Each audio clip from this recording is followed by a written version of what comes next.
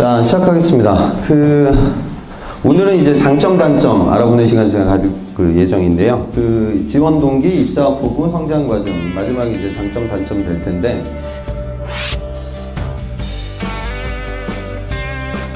장점, 단점 요즘 안 나오는 기업들도 있어요. 그런데 중요한 건 나오는 기업들은 그 항목들이 좀 많을 때 같이 들어오는 케이스가 많거든요. 그래서 지원 동기라든가 직무 관련된 역량을 적을 수 있는 다른 항목들이 있을 거예요. 그게 있다고 가정을 하고 여러분들이 장점, 단점을 기재하게 되니까 너무 딱딱한 이야기를 하실 필요는 없을 것 같아요. 그러니까 무슨 소리냐면 연구개발 직무를 진행하면서 여러분들이 개발 관련돼서 연구실에서 생활했던 경험이라든가 또는 경영학도들이 마케팅 관련돼서 팀 프로젝트 진행했던 부분들을 장점, 단점의 소재나 배경으로 활용하는 건 별로 그렇게 추천드리고 싶진 않은데 여튼 인성적인 역량을 적어야 되는 건 중요한 사안이에요. 그런데 다른 부분에 직무와 관련된 딱딱한 이야기들이 들어가기 때문에 장점, 단점 항목 정도는 조금 좀 소프트한, 그러니까 여러분들이 인성적 역량이 기재되는 게 사실 맞고요.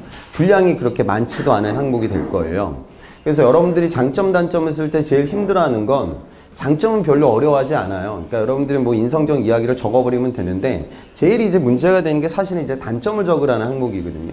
그럼 이제 내가 단점을 적어야 되는데 너무 치명적인 단점을 적으면 안 될 것 같고 그런 인식들이 강하다 보니까 많이 나오는 실수가 뭐냐면 단점을 적으라고 했는데 여러분들이 장점을 적을 때가 굉장히 많아요. 그러니까 아이들이 많이 쓰는 것들이 정해져 있습니다. 저는 몰입을 하게 되면 주변의 것들이 잘 보이지 않는 치명적 단점이 있습니다.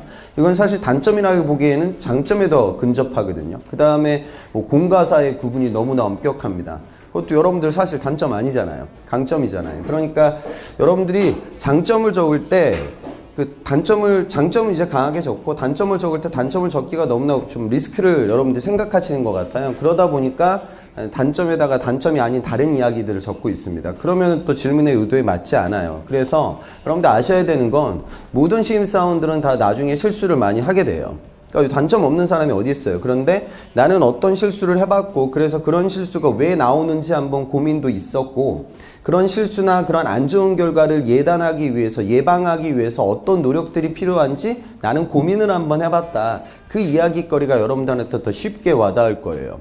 그러니까 개발 업무를 진행하다 보면 가끔 우리 그럴 때도 있잖아요. 그러니까 내가 논문을 작성하기 위해서 그 다음에 스펙 값을 만들기 위해서 여러분들이 노력들을 해요.